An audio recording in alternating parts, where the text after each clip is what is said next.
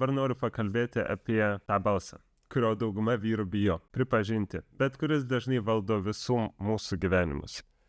Vidinis kritikas. Tas balsas galvoje, kuris prabyla vos tik suklumpi. Kai tik kažką pasakai netinkamai. Kai tik suklysti. Susiformuoja iš to, ką apie mus sakė kiti, kai buvome vaikai. Tėvas, mama, mokytojai, treneriai, vyresni broliai, vyresnės sesės, buvusi mergina, galbūt net žmona.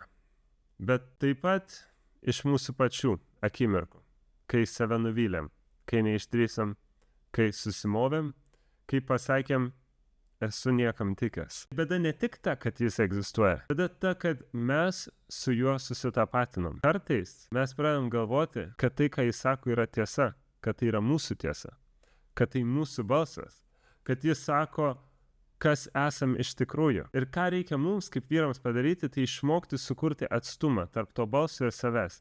Nes jei negali atskirti savęs nuo savo šešėlio, negali jo gydyti. Dabar kviečiu tave pabūti atviru su savim. Kas tavo gyvenime buvo tas balsas? Ką tau jis yra sakęs? Ką tau jis vis dar sako?